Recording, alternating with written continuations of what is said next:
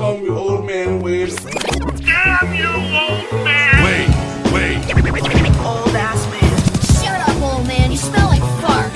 No! Man! Old man. He's so old, he got a podcast on cassette. Fuck, you're old. Damn it, Wade. And welcome to the Old Man Wade Show. I am your host, the God of Stubborn, Old Man Wade. And I'm sitting here with my co-host, the pinnacle of political perfection, Supa Woke Javi. Jeez, that was a good one. What up? Gotta use the alliteration. The pinnacle of... I forgot it already. Pinnacle of political perfection? Is that what you said? The pinnacle of political perfection. All right. You know that's gonna set a high bar, but you know I think I'm ready for that challenge. Like you set the bar perfectly because you know both sides are fucking idiots. Oh yeah, they make it easy. I can say whatever I want. And we got a guest in here, a man who understands my dorkdom so much to the point that he had a live Batman at his wedding. His wife dressed up as Wonder Woman.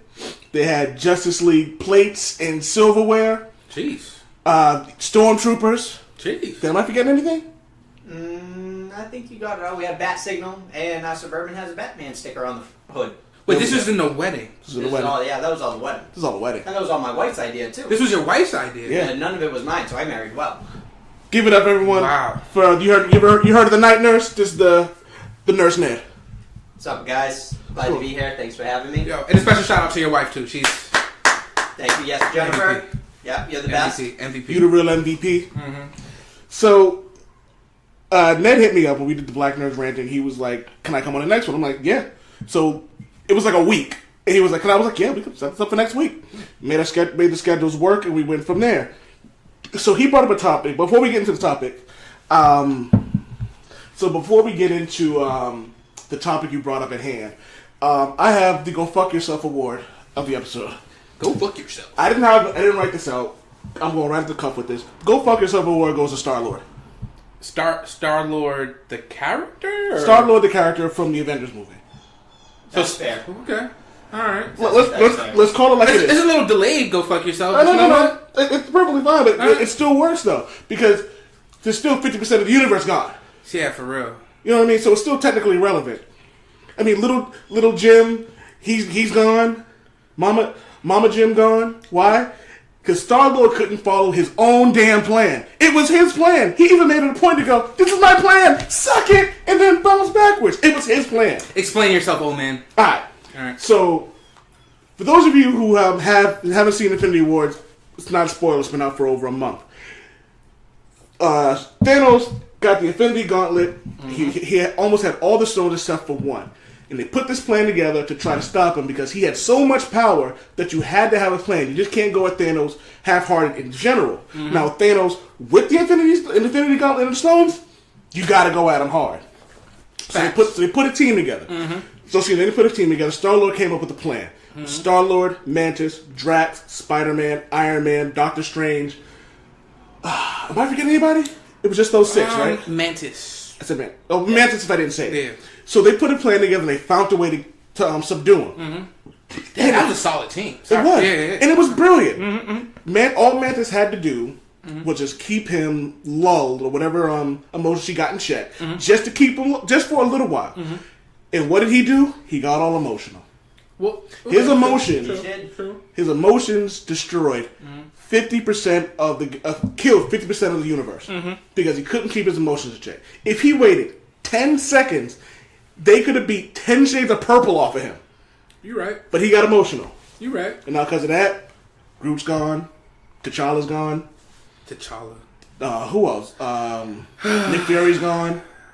If I had to guess, I'm gonna bet that no, the Wasp and Ant-Man were both in the. No, the Wasp wasn't in the picture. Well, we won't know. Ant-Man wasn't either. We won't know yet because apparently the Ant-Man and Wasp movie next week or we got the next, right? Yeah, but the plot takes place during before or during Infinity War, or something like that. So I have a theory about that. We can get into that in another show or whatever. But it's like, what the fuck, man? Mm-hmm. Wait 10 seconds.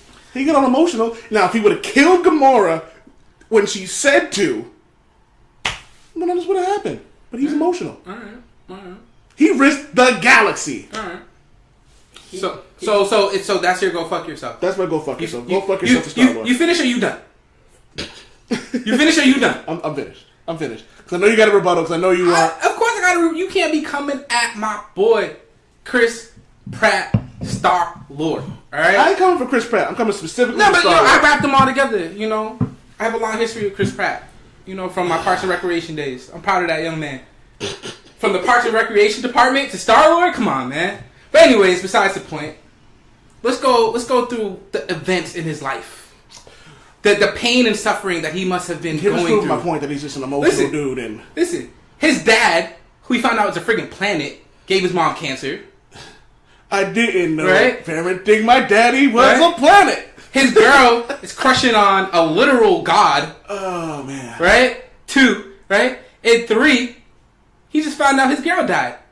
Come on, man. Wouldn't you just snap?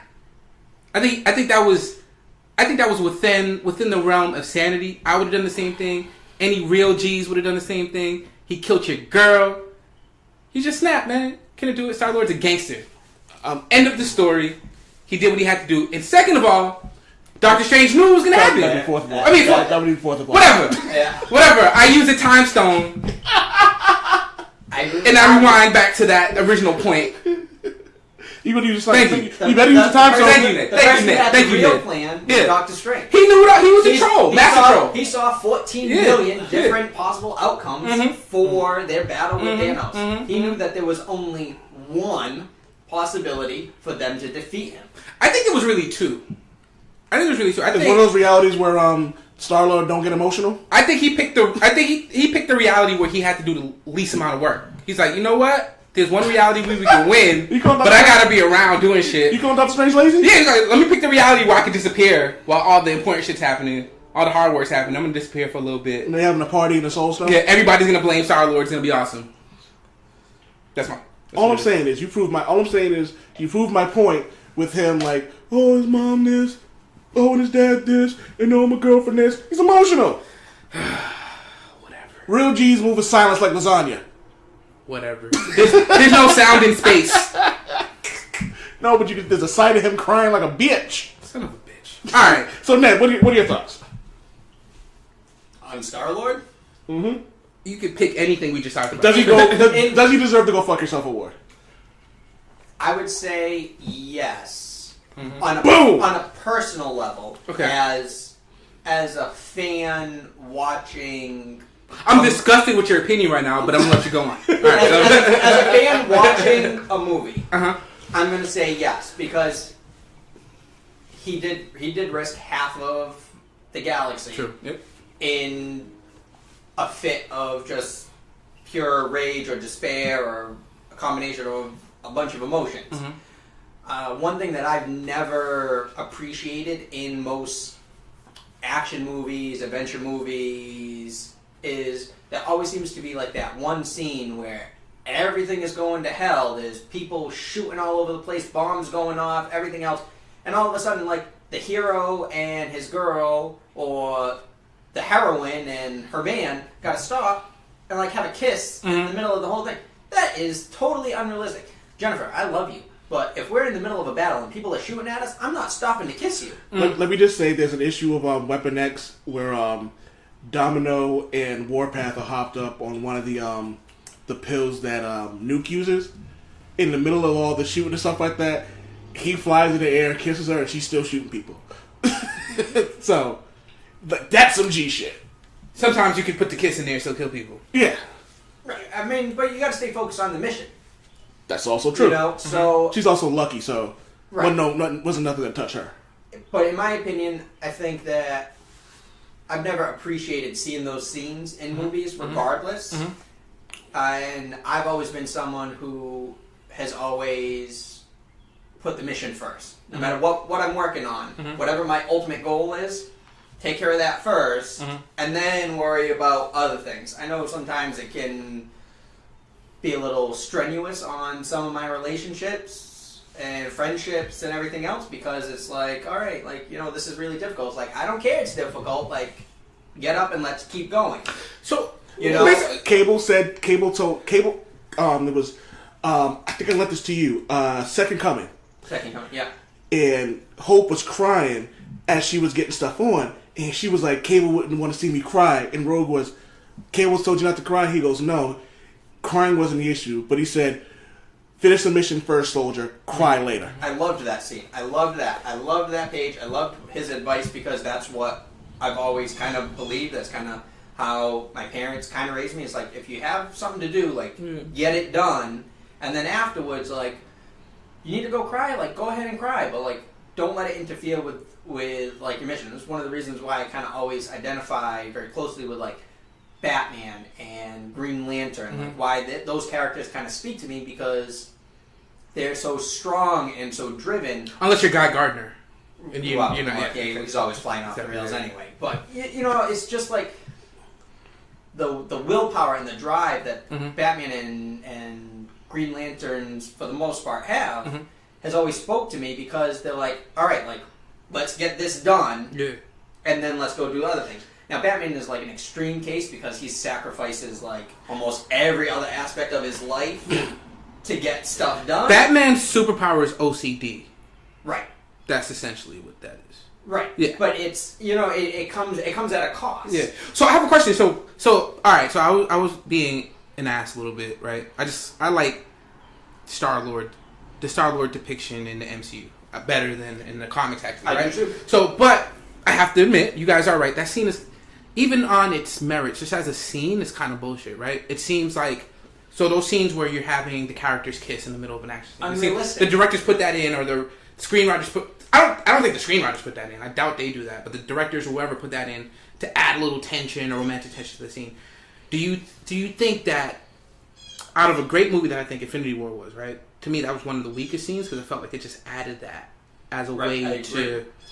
Because they had Thanos, they had him, right? There was no reason for that to happen. Like, there was no reason for that to happen other than to like pull the plot along. Right? And Star-Lord has demonstrated before, like, he can be focused on a mission and take care of business. Yeah, it was his plan.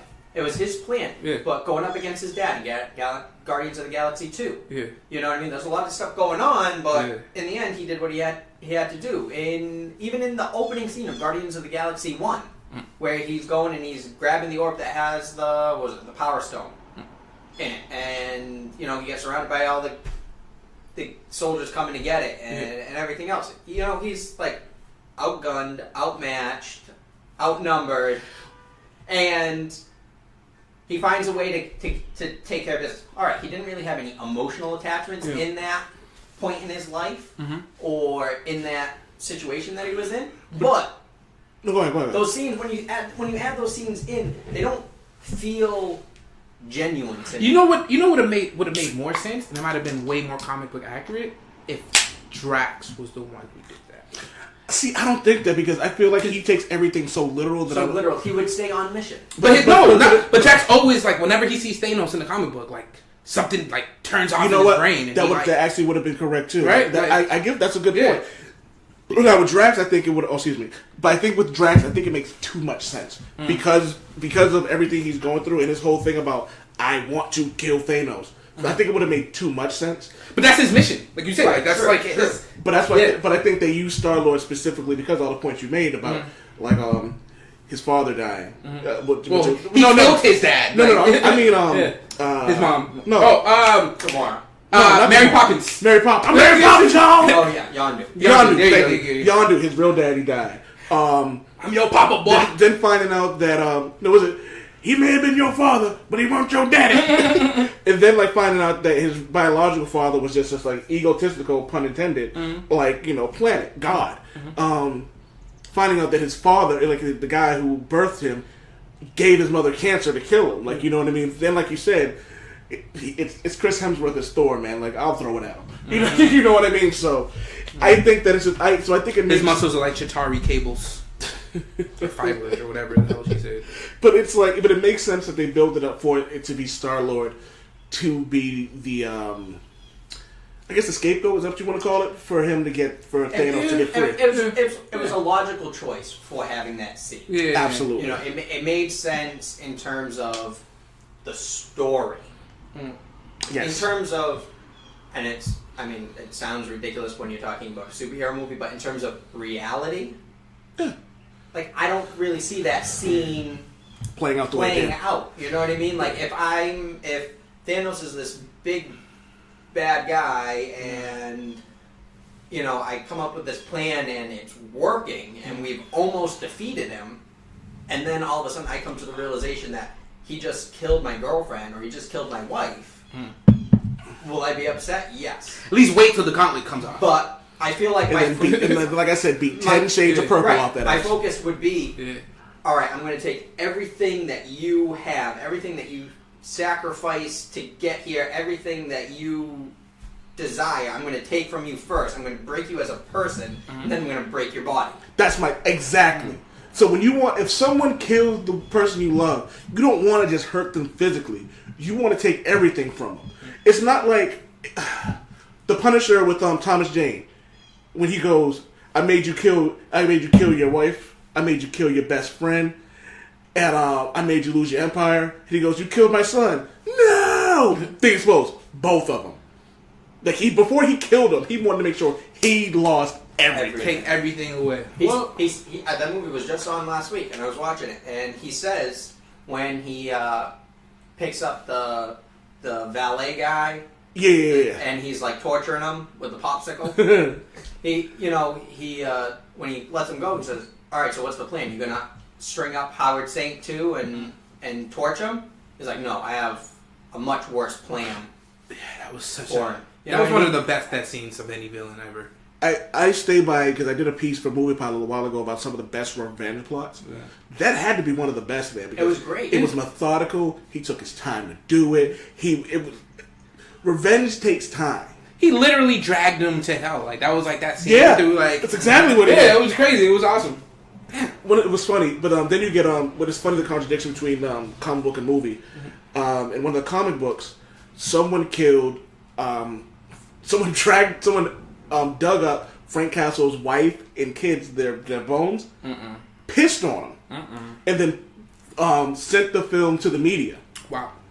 And so after he catches him, he goes, "You're just gonna shoot me out here?" And he goes, "Low in the stomach." He goes, "You'll die from blood poisoning, and it's like it'll take you at least 2 days to get from the woods from where he's at." And he goes, and it was the deepest shit ever. He goes, "You made it personal. All it does is cost you a little bit more pain than most." Yeah. And I was like, Jesus. Yeah.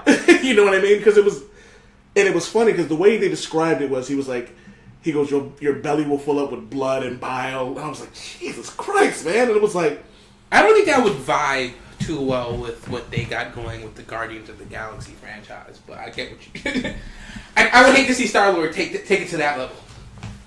I mean, if Star-Lord was able to get the gauntlet off of Thanos, there goes Thanos' huge, overwhelming, advantage. Yeah.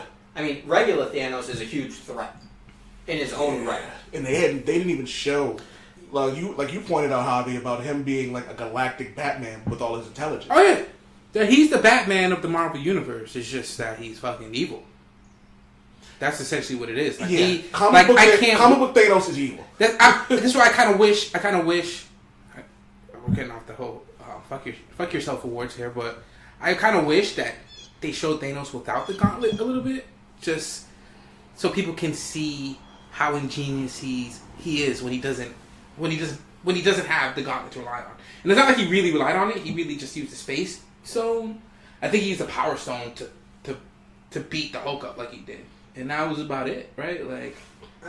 Did he use the Power Stone? We don't know if he got it yet. So that would have to be way out. The Power Stone. He had the Power Stone. Did we But know I don't think he got it off using of Xandar, but they don't show how he got the Power Stone. Just when the Power Stone was on Xandar. That's right. The Ether was the one that was on Nowhere. Right.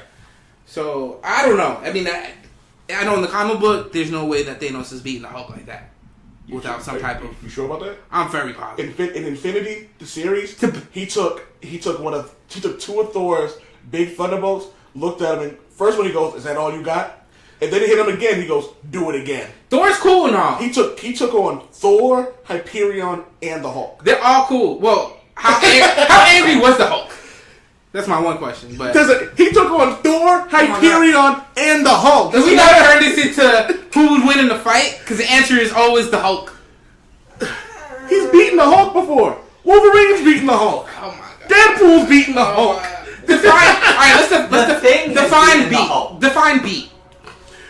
Wolverine has taken him out. He's Yeah. knocked him out. He's actually beaten him. The Hulk's probably won more fights, but Yeah. Wolverine's beaten him more than a few The times. Thing has knocked him out with one punch. All right, so we're talking about Granted, he we're was talking about trying to fights where I think with the Wolverine stabbed him in the brain or something like that, or some crazy thing like that. That was only one of them. Like, Well, so I mean, there's a lot of stories where the Hulk kind of gets knocked out or whatever like that. But there's a whole lot of stories. I'm thinking about two in particular. I'm thinking about the actual Thanos versus Hulk book, where Thanos actually unleashes the Hulk on the negative zone, where he just smashes the Annihilation homeworld or whatever. Right? Like, I don't know if you guys read that.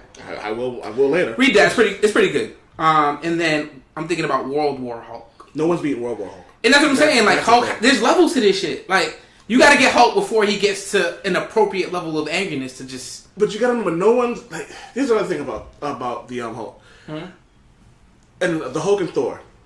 It was during Fear Itself, and he had to fight the Hulk, who had a hammer that augmented his power. He had to fight Ben Grimm, who had a hammer that was augmenting his power. And he's fighting them both, and he tells Ben Grimm to stop, and he throws the hammer through the thing's chest. Like, and he looks at the Hulk and goes, "And him I like. You've always been a son of a bitch." So Who this is Thor? this is Thor. So then he tackles Hulk. Did Thor have Odin Force? Did Thor have access to Odin Force at this He time? didn't have access to Odin. So this is what he did. This is how he ended up beating the Hulk. Yeah. He ionized his whole body with lightning. It hit the Hulk so hard he went from New York into outer space and landed in Eastern Europe. I get that. So there's a I get difference that. between power Yeah. and strength. I don't think anybody. The only person I can see really beating World War Hulk is a Doctor Strange who doesn't give a fuck. A Doctor Strange who's just like, I don't care about our friendship. Yeah. He just banishes him somewhere else. Like, you know what I mean? And just like, or like he finds a way to like extinguish him. You know what I mean? You have to remove him from the picture. But you got to remember, Doctor Strange has answers for the century, right? Like, Yeah. So okay, I'll give you that. I don't even want to get barred into this. You guys got. What are we talking about? See, how long have we been? 22. 22 Oh man. 22 All right, minutes. let's go. Alright, so Ned, you wanna so introduce a topic, because you and your wife brought up a subject that ended up going into conversation. So Yeah, so a couple of weeks ago, just surfing through Facebook, scrolling through Facebook, and somebody on, I don't know, one of the nerd pages or one of my nerdy friends or something posted a picture of, it was like a bunch of rocks, but the way that they were shaped and positioned looked like just like the biggest, perfectest booty you've ever seen. And then the picture directly below it was a picture of Ben Grimm from the first Fantastic Four movie. And I think it was the scene when he's fighting Dr. Doom out in the street, and Doom comes busting out of the bus or the garbage truck or something. And the look on in that moment, the look on Ben's face is kind of like, in the movie was like, oh damn, like what's going on? But being positioned next to a rock booty made it look like he was saying like, oh damn, what's that over there? So then that got me thinking like yeah, like what turns Ben Grimm on, and how does he then get down? Like we all know he's rock head to toe. He's rock head to toe. Mm-hmm. He's much larger than your average man. He, let me see here, I got my list over here. Ben Grimm is, I don't have how much he weighs, but I think he weighs 800 pounds. Jeez. Solid rock, and he's taller and broader than The average person. the average person. Mm-hmm. He dates Alicia, who's a regular human. But she's blind though. But she's blind, right? So I don't know why that's important, but that's why it works, because physically she doesn't see Ben. Yeah. She sees the person inside. Yeah. Which we can all admit that for the most part, Ben Grimm is a pretty stand-up guy. that's a lesson, Yes, guys. absolutely. Don't judge a book by its cover. Right. Judge it by its rocky, beautiful ass. But how would they be intimate? Show title. Because- Show title. Rocky Beautiful Booty. One, I mean, if everything is proportionate and Ben is just, average size, but then, everything else expands. Everything else is expanded to his new size, but everything stays proportionately average. He's still going to be bigger than the average. Much too big for Alicia to handle. In addition, because of his rocky exterior, that's the point I was going to make. One of his, and this is on Marvel's website as being one of his powers, he has resistance to sensory input. And that's illustrated in the first Fantastic Four movie when he's sleeping on the sofa and Johnny comes over, puts whipped cream in his hand, and then tickles his face with a feather. He feels nothing. And then Johnny goes through 3 different things trying to tickle his face to get him to hit himself. And it takes a broom handle. Johnny has to hit him in the face with a broom handle for Ben to feel that as we would feel a feather, as a tickle. So, and now this applies to anybody who's super strength. Yeah. Or has invulnerability. How do they get any kind of stimulation or Alright. stimulation from a regular person? So, alright. So you ready for this? So I have a list. Alright. So I'm pretty sure a lot of your numbers are gonna cue into the stuff that I have. So let's bring up the first one you got. So first thing on my list, I just wrote this down. Luke Cage having sex in the TV show. Is it as fun as it is, or did it really not get fun until he banged Jessica Jones? Right, exactly. Perfect example. Now, I think that some stories address that, but we get into that later, I guess. But I think Luke Cage and Jessica Jones are slightly different than a lot of the other super strength heroes, but I agree with you. Luke Cage had his skin. It's weird because I feel I kind of think that he feels a good sensation. He feels pain. That's part of he's invulnerable. He does feel pain. But but I wonder do you have to really go at him right exactly for him to really feel it? You know what I mean? So before I don't want to put out your whole thing out here, right? Because this is a podcast public. But you're not necessarily, when we're talking about the anatomy and all these other questions, I know it sounds crazy, but Ned here, you're not speaking out of ignorance. You've studied anatomy, the human body, and human body. Yeah. So I'm a nurse. Exactly. So you're thinking about this stuff, not just seriously, but you're thinking about this on a level that I'm thinking about this scientifically. Yeah. I'm thinking about this as a medical professional. I'm thinking about this. I just want to put that disclaimer out there. Yeah, you guys see my list here. There is a list, and some of my numbers here actually require a scientific calculator, not just a calculator on my phone. Yo, there's some derivatives on this list, people. I'm talking about some. So the whole X, Y, and Z, and the whole shit topic of this conversation that I ended up having with my wife, and then ultimately with Mark, and now here with both of you, is that what are the dangers? And then maybe potential drawbacks to superpowered sex and intimacy. Yeah. You know what I mean? Because obviously when it really boils down to it, comic books are supposed to be a kid's medium, a kid's outlet. So obviously they don't really address that. Yeah. So not so much now. Let's say YA to adult.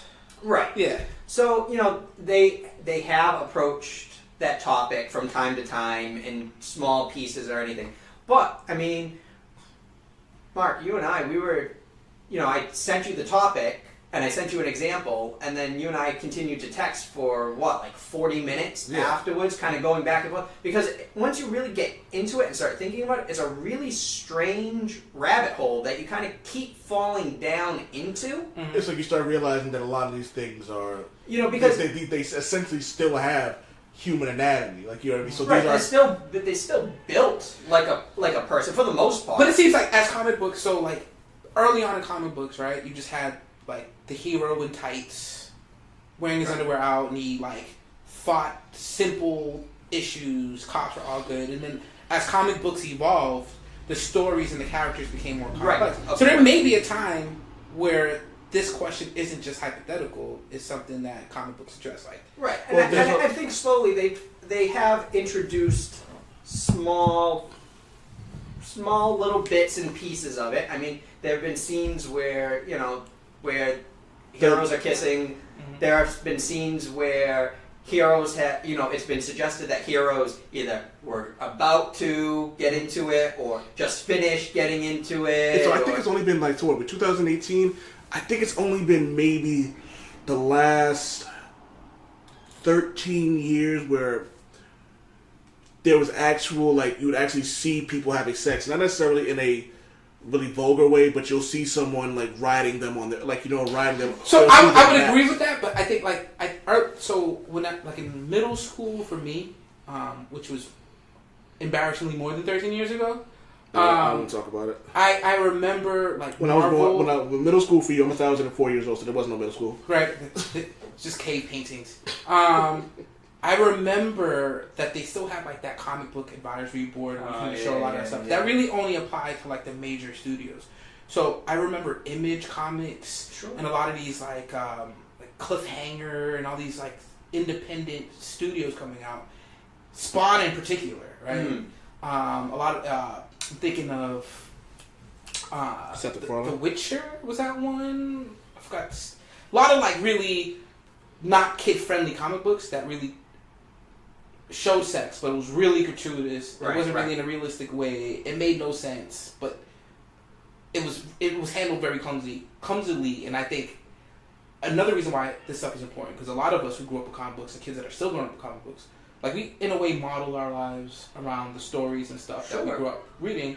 And I think that the way we see our heroes treating women, the way that sex is handled, it implants something in us, right? And it can have repercussions. I think so. And as you said, as comic books have evolved, as society has evolved and grown, it's not uncommon for comic book writers to use their books in a way to discuss maybe difficult topics in life.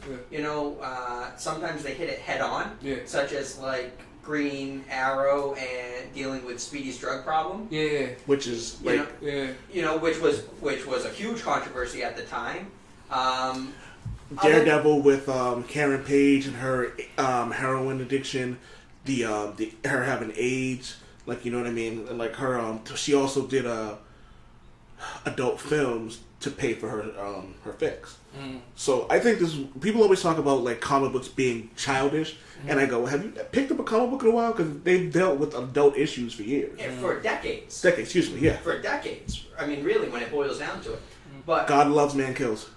Right. The X-Men series. Like, that's a perfect example. Sorry, go ahead. So it was just... so how do these superheroes bone? Right. Yeah. And now, I mean, I'm not saying that they got to put out a book about it or anything, but once you start thinking about it, all of a sudden... They got a podcast right now. You start to realize that, you know what I mean? Like, these are people, and they are, for the most part, still human or humanoid, and they still have urges and needs and desires and everything else. So, like, how does Ben get his pun intended rocks off? I don't think... Is that even a pun in this case? Who knows? It might come off like Grapple. Oh. Like, what does he and Alicia do? Mark, you and I were talking about Colossus and Domino. So, Colossus was having issues with his powers after the Phoenix Force abducted him. A lot of them were, like, Cyclops was having issues with his optic blast, and Mephisto was having issues with her telepathy. Colossus couldn't really stay in metal or human form, so he had this thing on his chest that allowed him to go, like, back and forth. So he's having sex with Domino, and they're getting it on, and all you see is her grab... he's in human form. She touches the... he's inside her at this point. She touches the thing and turns the knob, and you see the outside of the hotel, and she's like, yippee! Oh my god. So, unfortunately, I looked that scene up after we were talking about it because I thought it was going to set a precedence for the rest of the dangers No. that some of them is. It didn't because She's lucky. it was a deliberate change. Yeah. Domino did that on purpose. Yeah. However, especially when like taking mutants into consideration here, when they're newer, younger, just learning about their powers, they don't have a lot of control. Mm-hmm.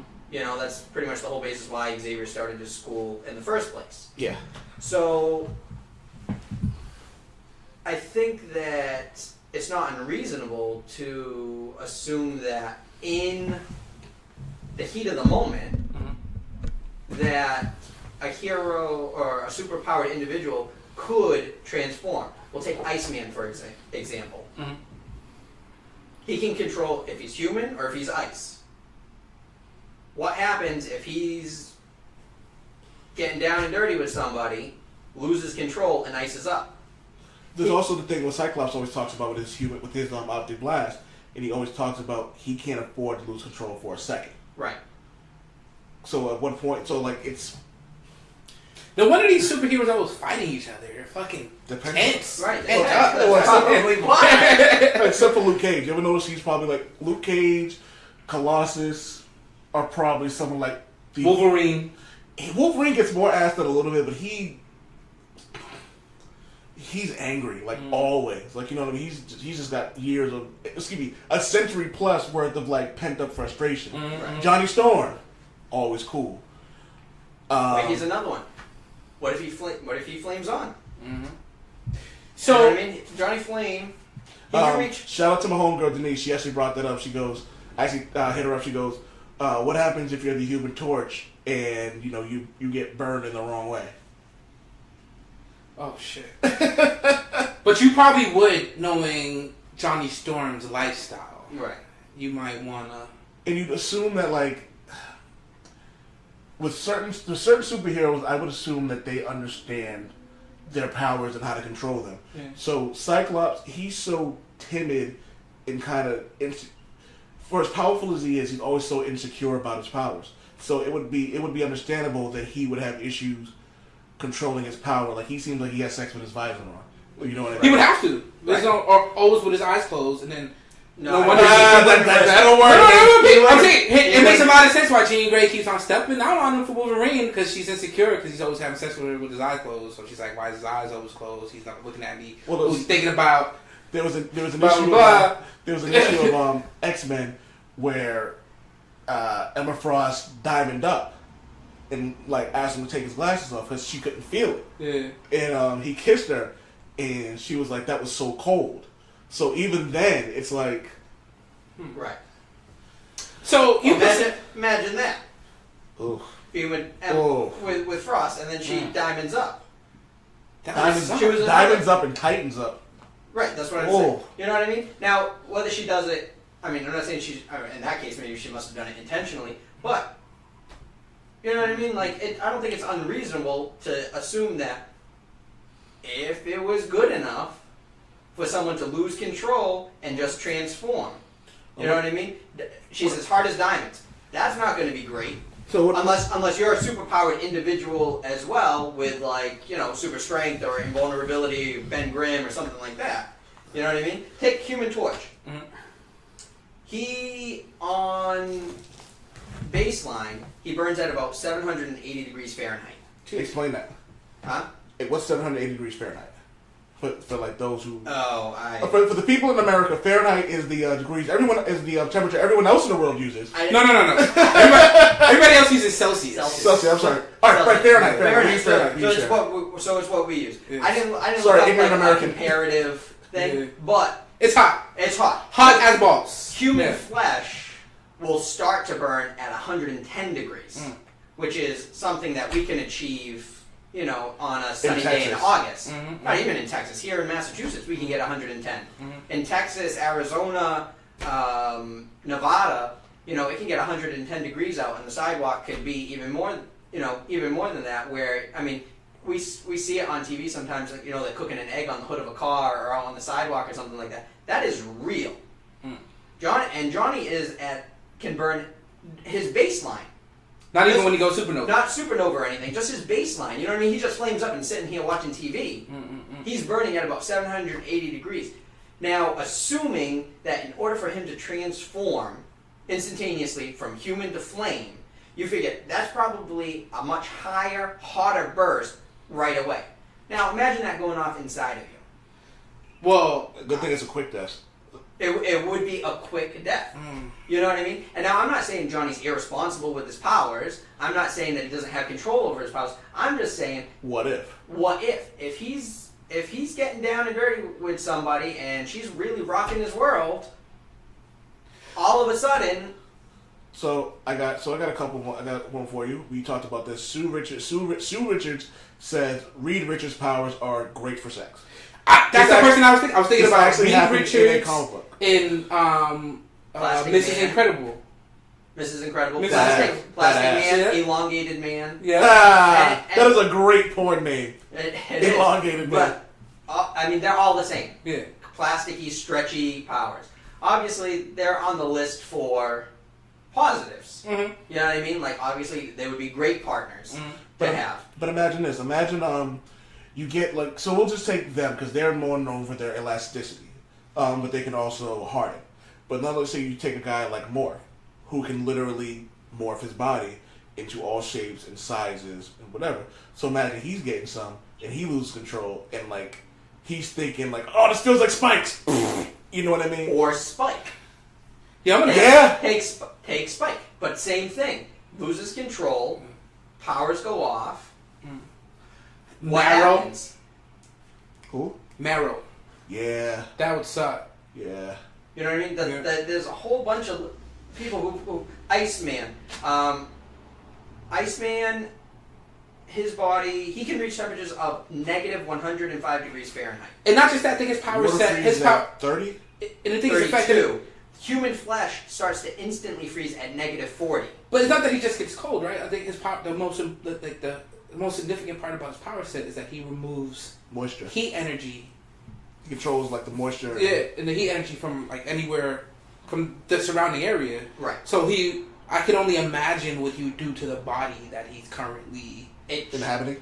inhabiting. It should instantly freeze. Yeah, that would. And whoever it is would die. And the point you brought up, Ned, about the issue of Spider-Man, I think it was Spider-Man Requiem, maybe? I don't know what. But it issue was, they hinted, which is one of the weirdest fucking things ever, they hinted towards Spider-Man giving Mary Jane cancer with a semen.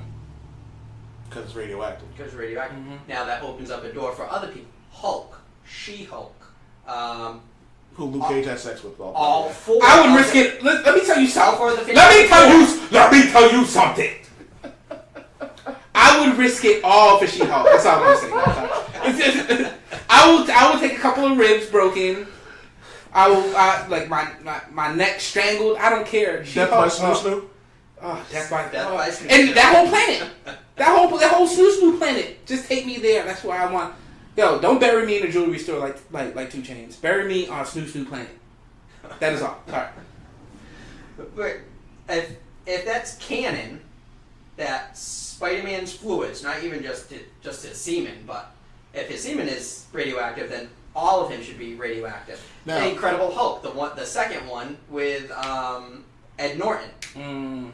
In the beginning, his blood goes into the soda bottle. Soda bottle gets drunk by Stan Lee. Stan Lee dies from radioactive poisoning.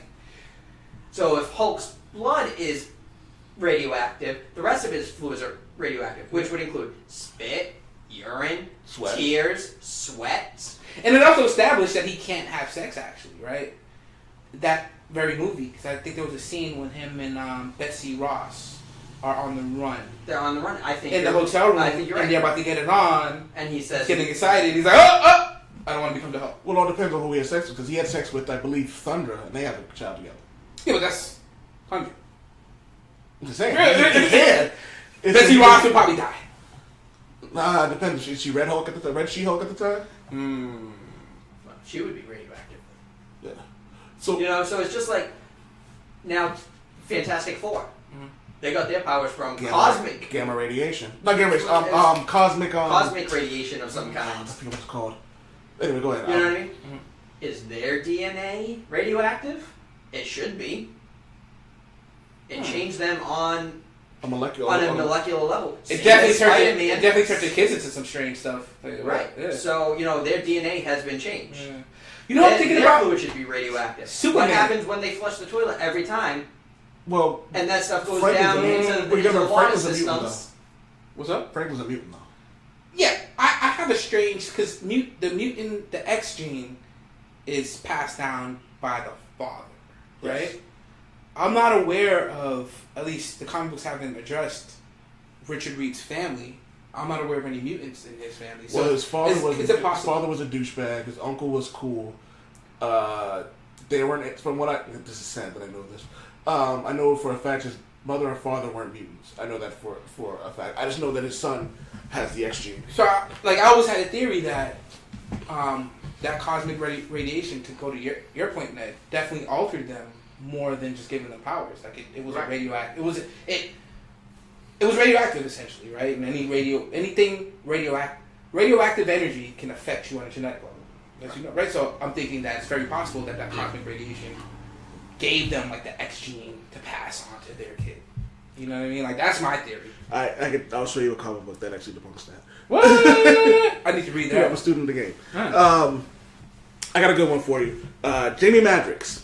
Jamie Madrox is the multiple man. He creates duplicates of himself. His said duplicates, he experienced when he brings them in. He experiences what they did and gains their memories. But one particular time, he got shit faced, bumped into a wall, and his libido was unleashed.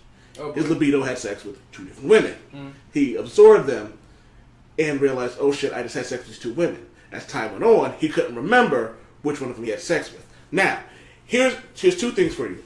2 questions. One question was answered, which was hilarious, was, does Jamie Madrox use his duplicates in sex? He does. He actually did that with his wife. There's a panel by panel, they're talking, they're in bed, they're naked, and then at the last panel, it's Jamie Madrox in full clothes going, you guys gonna start without me? So they do, so he does use it during sex. But now here's the other thing. I want that power now. But anyway, It's like top of my list. Yeah. But here's the other thing. He had sex with Monet St. Croix. Monet St. Croix, super strong. If she bangs him, or if they have sex, and she gets rough, how does he control the duplicates? Because he can't control it right at the back. So if she backs it up on him one good time, Boom. duplicates behind him. Now does she go, you join in too? Like, you know what I mean? So what goes on in that situation? Dr. Manhattan in Watchmen. Right. well, he's doing like 1,000 things at the same time or something like that, right? Like, is that like his power set? Like, that's essentially what he does. Like, he's thinking about like Dr. Manhattan's God. It's essentially what he is, right? Essentially, I can't wait till that DC crossover happens. But anyways, so excited about that. I'm not a big fan of overpowered beings. Well, so That's a different conversation. For no, I know, but Superman, right? Superman's essentially a solar battery, right? Yes. Like this dude's giving off solar radiation on the regular. But is he giving it away, or is he just absorbing it? He's absorbed. I'm pretty sure Is he like he's probably the most efficient battery in the universe. Is he a sponge that never drips? But it's all relative, right? There has to be some leakage, and I'm assuming You're thinking of that- human standards, though. You're thinking of human standards. There's no guarantee that he is letting anything out. I'm just thinking about energy. Period. So your analogy of a sponge that never leaks, yes, he can leak. He can absorb too much solar energy, and if he doesn't expend that solar energy, he could explode. Yes, that Really? actually happens. Yes, That was Is that the new solar thing? That was that was before 52 or during 52. One of those. I don't know what. I know what John Romita storyline it was, Jr. but John they- Romita Jr. drew that, right? They approached that in, I think it was All-Star Superman, Okay, yeah, which was an animated film that comes out. There's some kind of Lex Luthor plan where he like launches a missile into the sun to like set off a solar flare to like destroy the planet or That's a something. classic Lex But Luthor that's plan. what he says. What he really wants to do is lure Superman close enough to the sun that he absorbs a lot of solar energy by flying close to the sun. Then when the missile goes off and creates the solar flare, he knows Superman will intervene, get hit with this powerful solar flare, and his body will be forced to all of a sudden absorb this abundance of solar energy, which then in turn caused Superman's body to start to break down slowly over time. So Superman then spends like the rest of the movie like going through this problem and that problem, but like slowly dying and losing his powers because his body is breaking down and everything else. So I mean, something similar happens in the comic book too. He either does it purposely, like he expends most like of the this one animated super films move are based on Which one is or why multiple. That's why DC rocks all their straight to DVDs, because they're based off of the comic books. They follow a storyline. They make sense, and they do a really good job of keeping continuity as close to possible without making the film boring. You know, but you're right. Superman is probably the most efficient, or Kryptonians, most efficient batteries out there. Yeah. But now, but the thing is, I think a comment that a lot of people make when they in the comic book, when they're next to Superman, it's like, oh, or Clark Kent, like, oh, you're warm, right? They say that a lot. Yeah. So he's definitely releasing some energy, and I think there's a plot or something where he's afraid that he's giving Lois Lane cancer or something like that. He's definitely giving her something. Like she needs to check for some moles or something like that because Superman's giving off some type of. Well, I mean, I just gotta get some fan stuff out here. Xavier level telepathy. Sure, you can give her every fantasy till you come and wipe it out of their minds of everyone from a 40-yard radius. Yeah. Or like accidentally turn into Onslaught and like destroy everybody. Here's a good one. Kinky Beast Boy. It might be illegal. Toad. in some places. Toad. The tongue. Venom. This post should be called, "Hey nerds, give examples of how you don't know how sex works." Jeff said that, the one who came into the show with us. That makes, cause and that's another thing too. And I think that's why it was difficult for comic books to really address like the real sex in any type of realistic way, because I feel like the way they drew the bodies, especially the bodies of women, made no sense. Yeah, totally. Like it made no Shout like. out to Rob Layfield. Oh my god! Shout out to like almost every artist from like 1982 to like 1999. Like I don't know what the hell they were thinking, but like Spider Woman, you can't. Like, how does that work? Her like ass was like way out disproportionate when her neck was like tilted and Like she physically couldn't have sex. Yeah. Look at her head was like in the middle of her back, and like her ass was like way the fuck up. Or like, and that's kind of why I think it's possible where we start seeing more realistic depictions, because I think the art now is so much better. Like I'm thinking about like the last. I always talk about the last Mighty Thor run. I forgot the name of the artist. Oh my god, Dotterman.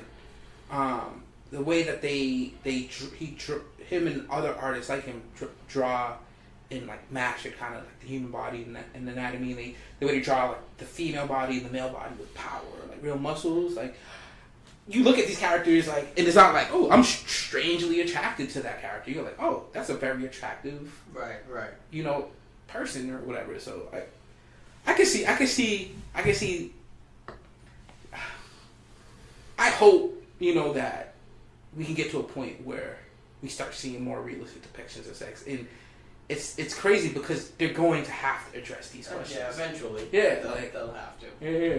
And I mean, in terms of having a medium that can be used to convey messages indirectly, it's in the fantasy world of comic books. They don't have to come right out and say, Speedy's, using heroin. Yeah. You know what I mean? And they could mask that as anything to still convey the message. It's important. So, it's important to fully flesh out these characters. It doesn't have to be the main focus, but in terms of some of these characters, they could use Iceman or the Human Torch or Spider-Man and use the issues that they might have with being intimate or having sex as a way to help promote safe sex practices or responsibility with sex. I think they kind of touched that on a little bit in Alias, where you know how people always have something to say about who someone else is fucking. Right. So Luke Cage and Jessica Jones had sex. She went to his house in the middle of the night looking for help. He's got another woman there. And so the next arc, she goes, who was that in your room with you that night? And he goes, do you want to get married? She goes, no. She goes, do you want to be my boyfriend? No. And then he goes, then it's none of your fucking business who I was having sex with. And it was true. And he goes, and she goes, two people adults. She goes, I'm an adult, you're an adult. We had sex. She goes, oh, whatever She-Hulk, whatever She-Hulk. He goes, you're such a hero fucker. He goes, who said that? Carol Danvers? And it was. He goes, that kills me. He goes, why am I being judged about who I'm having sex? He goes, if I was a lawyer, I'd probably have sex with a bunch of lawyers. But because this is the community that I work in, I tend to have sex with a lot of superheroes. So I think they deal with a lot of, I guess, freedom with sex, I guess would be the best way to describe it now.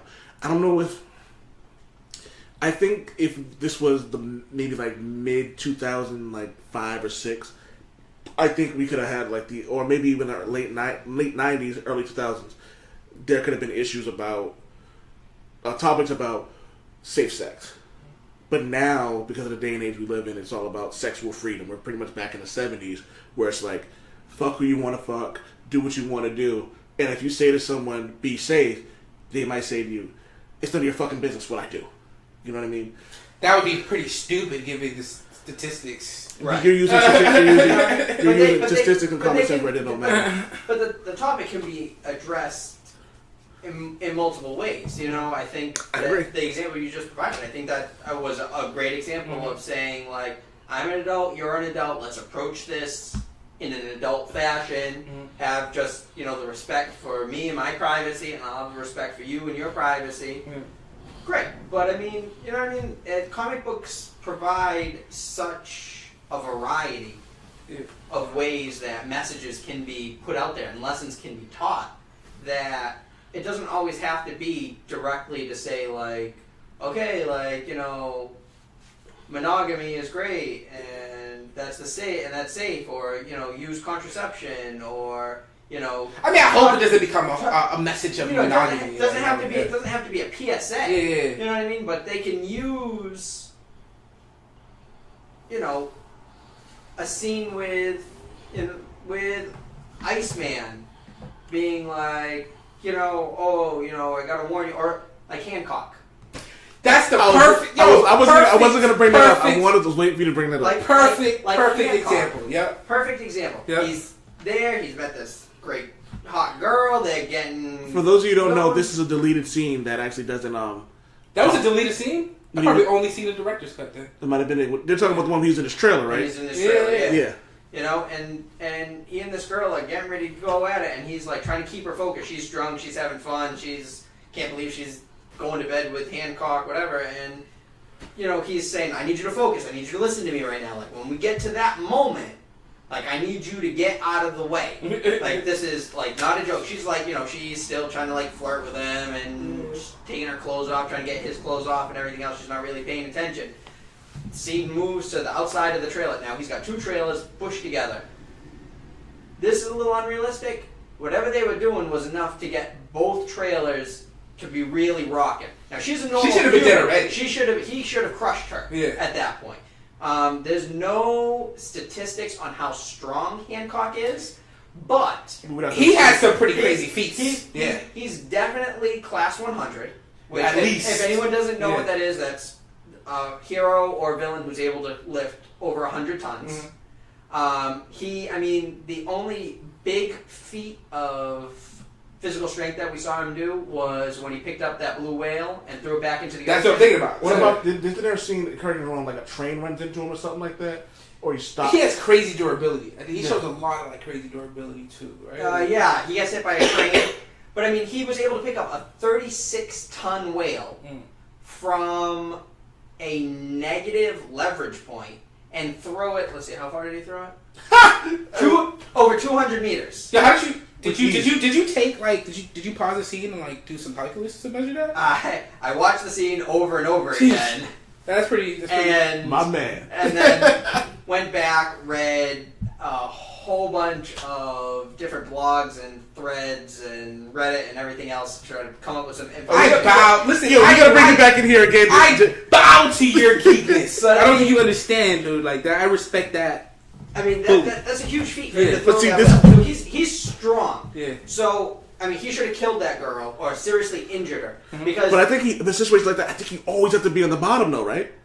right, so, Like so here's the thing. In that scene, crazy ex girl, Super X, the Super X girlfriend when he finds out, oh, yes. if he because like it's that's what. She was on top, and that was not a good position. Yeah, he didn't look like he was having for fun Luke- at all. For Luke to be in, he should not have been underneath. No. So, but in that scene, That was such an abusive she is on relationship. top Yeah. with Hancock. In the scene with Hancock, the girl was on top. Yet somehow both trailers were rocking. So there was some continuity issues there in terms of the way that was shot. Then it cuts back to the inside of the trailer. You hear him saying, "Whoa, whoa, whoa, whoa," and then you see her fly across the trailer, landing on the sofa, and then you hear like 3 gunshot blasts, and then it's the top of the trailer or you see 3 holes get blasted into the top of the trailer. Cuts to the top of the trailer. There's about 3 holes that are probably about maybe like 5 to 6 inches big, directly above Hancock, who's laying in bed. So those trailers, that was an Airstream that he was in. That was probably from like the mid-70s. On those trailers, the aluminum, especially on the roof, is probably about 0.05 inches thick, so not that thick at all. Do you know the the basic mechanics behind ejaculation? Is it a muscle reflex? It's almost like the same muscle reflex as in like the intestines, where it's like a series of muscles, or like how a snake moves, where there's like a series of muscles which continually cascade. Yep. The average person, or the average man, can ejaculate at about 45 kilometers per hour, which is about 28 miles an hour. So, and the average man can lift about 135 pounds. So, as reference, because those numbers will come into play a little later on when I'm And it's comparing almost some of these other heroes. Yeah. So, unfortunately, I don't know what Hancock's strength is, what his strength level is. You know what I mean? Like, I could tell you that Ben Grimm can lift 110 pounds, Superman can lift 200 quintillion tons. You could just say the power of his muscle reflex actions at least 1,000 times stronger than the average person. At least. At least. Yeah. I mean, in all honesty, based on some of the things that Hancock was able to do, he's probably pretty close to like Superman level. Yeah, for sure. Superman level. Yeah. But, I mean, aside from that, the fact that he was able to create holes in the roof of his trailer as big as they were and as strong as they were means that he was probably firing at the equivalent of a 50 cal machine gun. Jeez. That makes sense. In terms of speed and force, at least. Because I watched a video on about guns, and they had specifically on shooting aluminum sheets. So there's these 2 guys, they tested a whole series of guns, and 22 left a little dent, 9mm a little dent, 40 a little bit bigger, and so on and so forth. It wasn't until they got to the 50 cal machine gun that they were able to produce a hole the same size as the one that Hancock was able to produce. So, if Hancock, who is not very responsible, A 50 caliber ammunition, right? It's a pretty big bullet, and it's meant to create a giant exit wound. We're talking about liquid. Basically, Ejaculate. If it would, right. So if We gotta stay scientific here. if a guys. person was to be hit by a 50 cal, it basically goes in, blends everything inside there, blows a hole out the back of you, and takes everything with it. So he was able to produce the same amount of damage, if not a little bit more, with, like you said, liquid ejaculate. Damn. You know, not even a solid machined weapon that is designed to create that damage. Only person he should be having sex with in that universe is Charlize Theron. Right, Essentially. exactly. Yeah. Which is fine. fine. Based on strength. Yeah. You know, that goes up to the question about with he could have crushed her. Yes, that goes to the question that from Mallrats, where they go, the only person who should be able to have sex with Superman is Wonder Woman. Right. Facts. 100%. But did they have a kid, or they almost had a kid? In the story, They did, I think. aren't they married in Kingdom Come, or am I making that up? Or No, is they that are married. Batman and No. Wonder Woman? Neither. Yeah. Kingdom Come, I think he was like alone for a while. He was like in the Lois sun Lemon- for a little bit, and then He ended up. She stayed in like Smallville, which is like essentially like a radiation fucking piece of shit. I'm sure there's some And, stories somewhere. I gotta find them where I'm they're. pretty sure they had a kid. I don't think they got married. There's but- a Superman Wonder Woman kid somewhere around. Yeah. I know at the end of Kingdom Come, they announced that they was pregnant. Of course, Bruce already knew before they even opened their mouth. Okay, that's what it was. All right. Yeah. As love, he goes, Yeah. "You're pregnant." I'm like, in the normal Batman voice. What they do? I like that. There's a similar scene in Injustice. Thank you for introducing me to that. By the way, Injustice. Have you read Injustice yet? Oh, such a good. Injustice was dope. Do not underestimate it just because it's based on a comic book. Like it's on a video game. It's a freaking good series. They told a legitimate story Yeah. about what would really happen if Superman just said, "Fuck this." Mm-hmm. Like he was just like, "I'm done. I'm not doing this anymore." It just flat out became the powerhouse. Like you know how little Superman used his heat vision. That he used that in like the first arc more than I've seen him use it. Period. He literally wiped out 200 people. On people, not just like he tortured Batman. Like he baned Batman and then pressed up on his back and was like, "Tell me what you want to know. Tell me what I want to know." And Batman goes, "Just remember this moment where you decided to resort to torture." Then he breaks his back. This is after he broke his back. Oh, that's right. So, but anyway, But what I'm saying, like, there's a similar scene where, I don't want to get into like how this happens, not to spoil anything, but Lois Lane's pregnant and Batman guesses, and Superman's like, "How did you guess?" He's like, 50-50 chance. So sometimes Batman just guesses. he goes. The only time he's like, your pupils are dilated, and the only time. No, he was something was wrong with his off with his posture. If it's a boy or a girl, he was like, "It's a boy" or something like that. He was like, he was off. His posture was off, and he goes, "The only time you're like that is with Doomsday, and you're grinning too hard for it to be Doomsday." Mm-mm. So they ended up having a kid, which is weird to me. Makes no sense because again, how did that work? that makes no. He has very precise muscle control. So hold on, I got two good ones for you. Can One Punch Man make a chick come with one thrust? Second, does Bullseye always hit the right spots? Well, I'm gonna say. Okay. Well, I don't want to answer that. I just kind of feel like he would never get a chick pregnant because he'd always he would always make sure the semen dodges the egg. But I'm saying the female orgasm doesn't like Exist? What is this, a no man meeting? Like, yo. On that note, our audience knows who we are. oh my god. Good thing we're both married. Yeah. We're all three of us. Yes, good thing. Man, we're a catch. Yeah. I'm sure that's what all three of them are thinking right now. Oh yeah. Hold on. Hold up. I want to make sure I get this out. Kitty Pryde, when her and Colossus first had sex, she phased.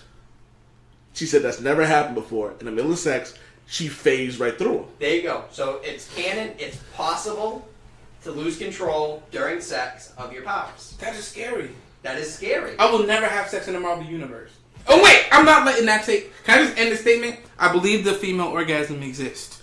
Seriously? I'm just saying, One Punch Man would have to at least do 3 strokes because it's not about the strength of the stroke; it's about the consistency of the strokes. Oh, unless you hit that certain spot perfectly, and it's just like, boom, oh, and that's it.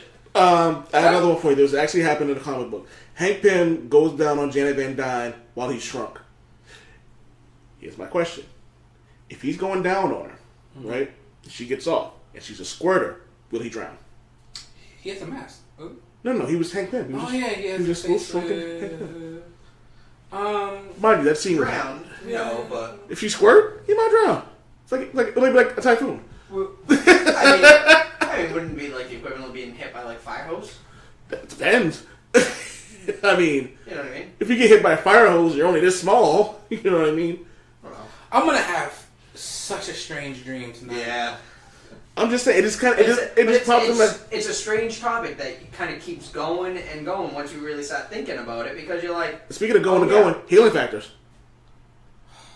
So that's what I'm thinking. So What did Deadpool say? Super penis. No, but not just that. Not just the penis thing. Like, so there's one property or IP I'm thinking about that address sexuality for people with supernatural powers. True Blood. I was just thinking the same thing. Right? Yo, that girl Timon keeps growing back. Exactly. That seems like the worst shit ever. But was that handled well? Like, I liked the first 3 seasons of True Blood. Before it got crazy, whatever, right? Judge me all you want. I watched True Blood for at least 3 seasons. Yo, can we cut? Let's cut out with the judgment. That show was on for what, 8 years? Yeah, but and it was popular. But 4 of those years, it was garbage. Yeah, but it was popular for 8 years, so people were watching that. True, but I'm saying, but like, so they addressed that. They was like, okay, these people are vampires. What happens to a vampire? What happens to a person that's turned to a vampire before they lose their virginity? Okay, their hymen's always going to be an issue. Right.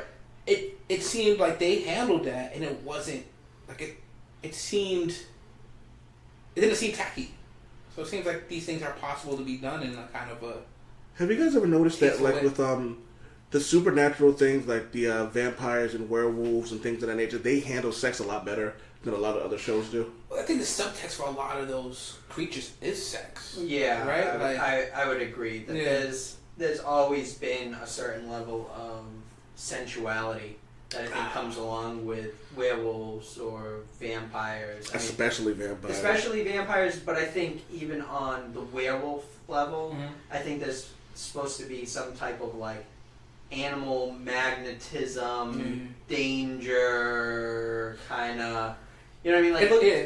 Like as much as I don't like the franchise, like look at the Twilight series. You know what I mean? You have Bella in the middle. That might be the one time I actually edited anything out of well, you have the vampire. Series should not be named on the show. You have the vampire, and then you have the vampires, and then you have the werewolves. You know what I mean? The werewolves are a bunch of like Native American guys running around without shirts on, like so bros. Yeah, bros, but they're like big, buff. They're running around the woods. They're doing like really like manly, animalistic type things, and the vampires are all kind of like too cool for school and like literally sparkling in the sun. But they're like aloof, and they kind of have like these like almost like flawless features, and their skin is perfect, and like all this other kind of like, you know what I mean? Like it shows the stark difference between werewolves and vampires. But it was all sex. But right, I mean even Dracula. I mean.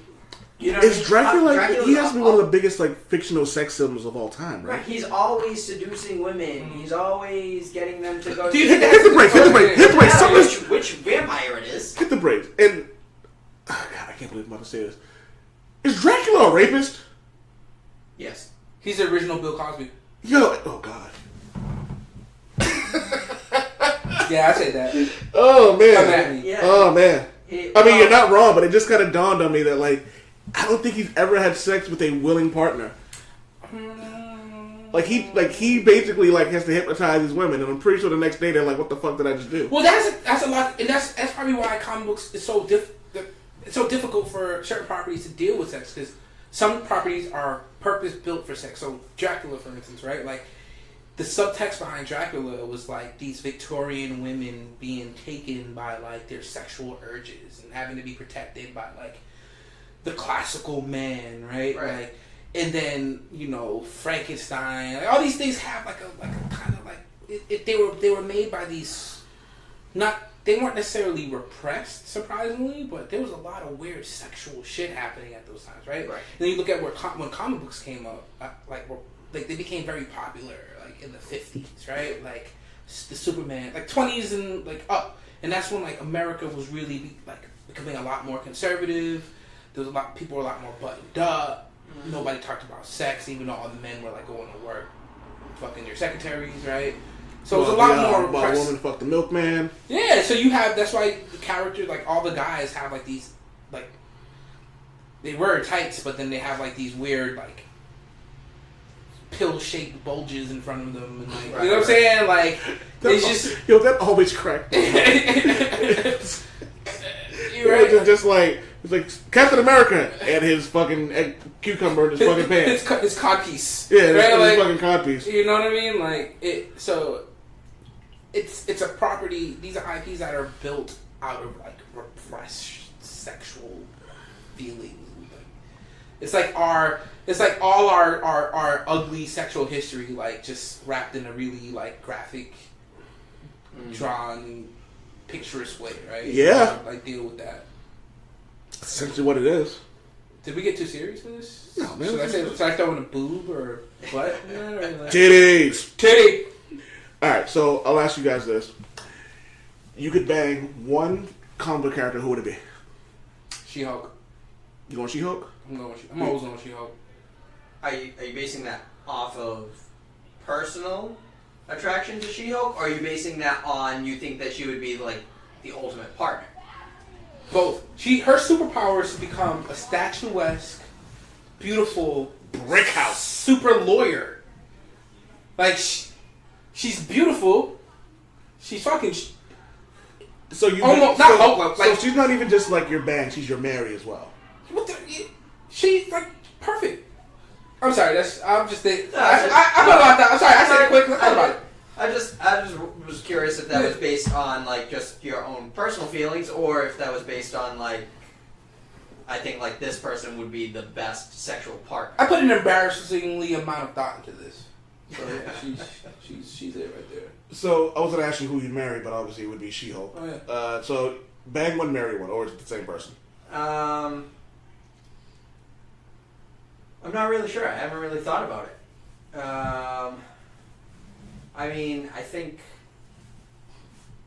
I'm kind of on the same level as you, Javi, where I am attracted to more statuesque, strong, independent women. So, like you see both of our wives. So it's, my answer's not is gonna make perfect sense. Like, I mean, She-Hulk is great. Yeah. Jennifer has pajamas that has She-Hulk on the front. They're my favorite pajamas that she wears.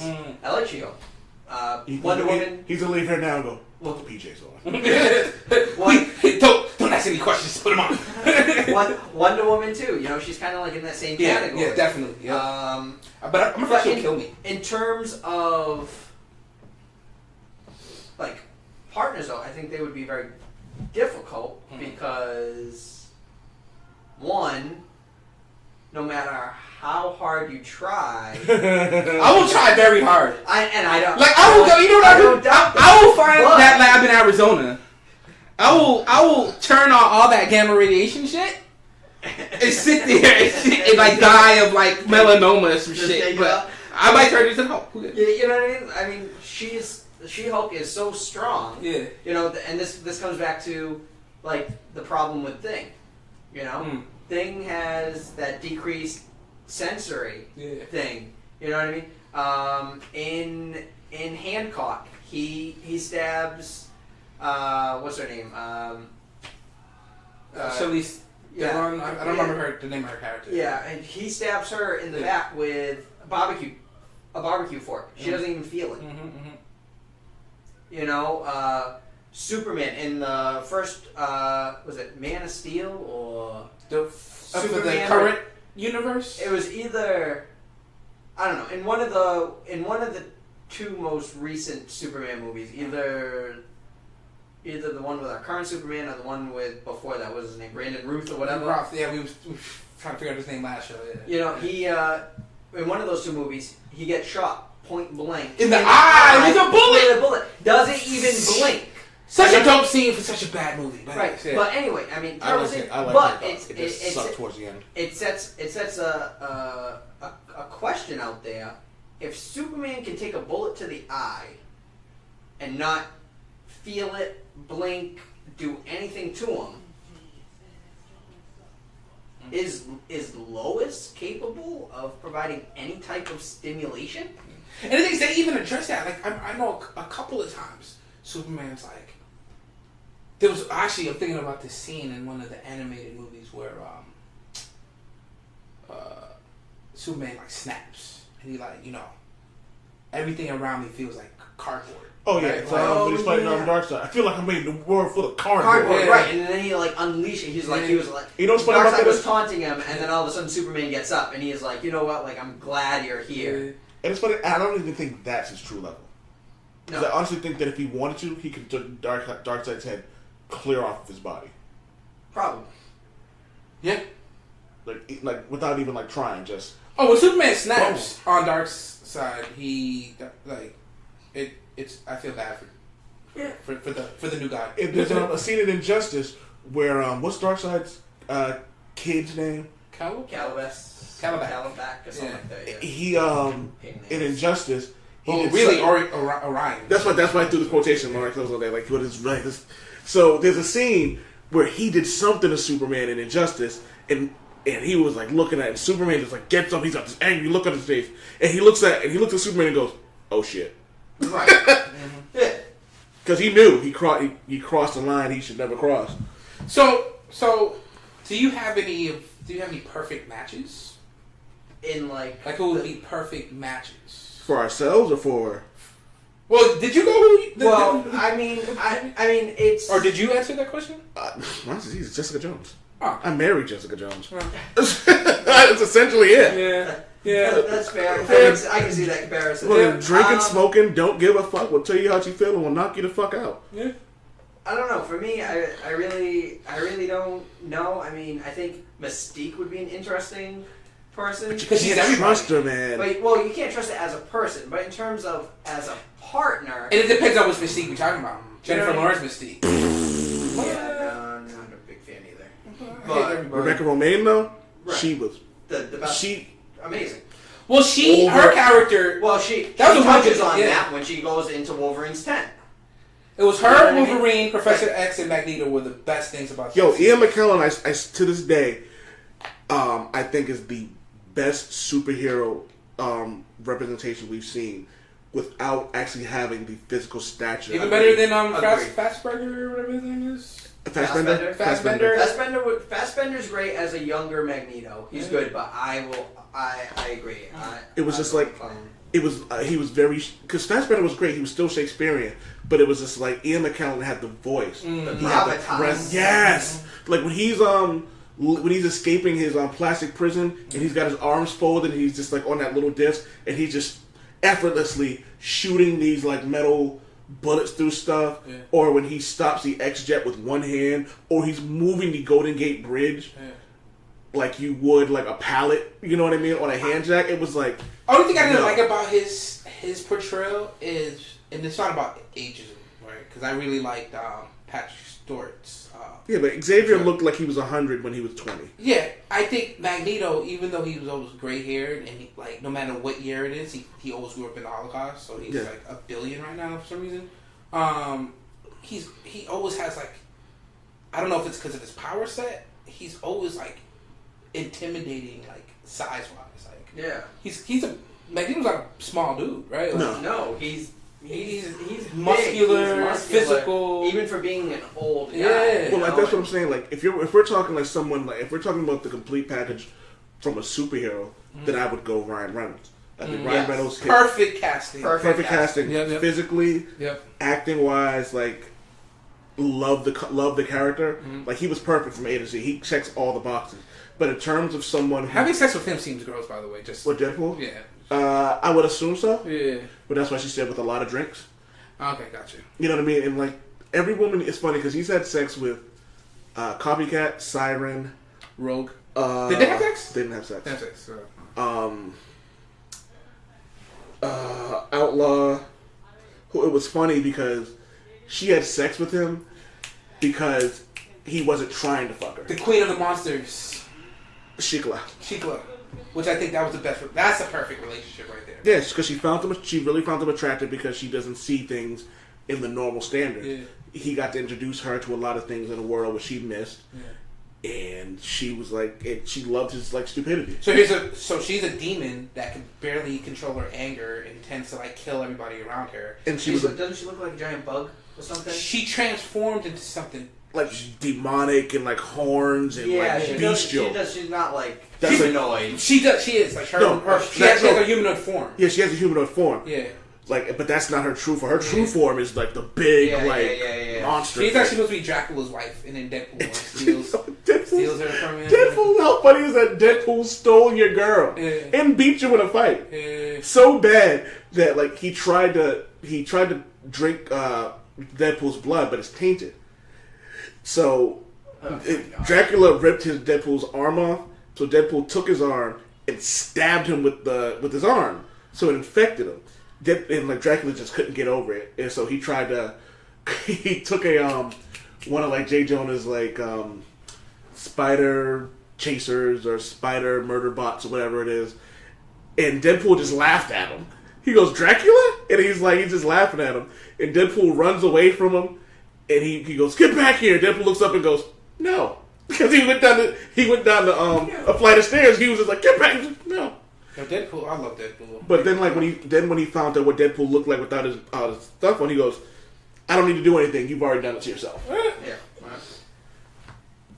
So yeah, it's a very weird fucking world of the comic book sex. If anyone's out here and you want a realistic version of it, read The Boys. The Boys gives a very distinct interpretation of what superheroes would look like if they were real, and they'd be assholes.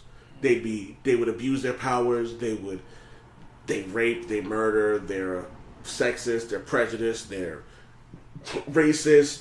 They abuse all the stuff, and they've actually touched on a few things with the sex. And like, one woman had sex with someone with the power of Superman, and she gave birth, and the child was born without her even showing, and this baby popped out and like lasered his way out. Because imagine, like, you're a child, like, birth being a traumatic moment, and you have these powers, you're just going to unleash. So, All right. Oh, wow. It was a cool thing. All right, we're actually past the mark and didn't even notice. This was actually really fun. I want to thank Nurse Ned for coming in. I have to do this again. I like the fact that you did homework. Pleasure to be here. Yep. That's what I do. I love to analyze. I love to do the research. That was freaking awesome, by the way. Run the numbers. Seriously. By the way, when I was trying to calculate out some of like the strengths and comparisons on like how much stronger like some of the superheroes could like ejaculate versus regular humans and stuff, was able to calculate it for everybody except for the Hulk, and my calculator just stopped. Exactly. So just to give you a little satisfaction there, because you kind of opened up with that. But here's a question: does it look like you get slimed on a Nickelodeon show? Oh my god! And we gotta end this. Oh man, Supa Woke Javi. That was fun. Ned, before you go, can I get a damn it, Wade? Damn it, Wade. Damn it, Wade.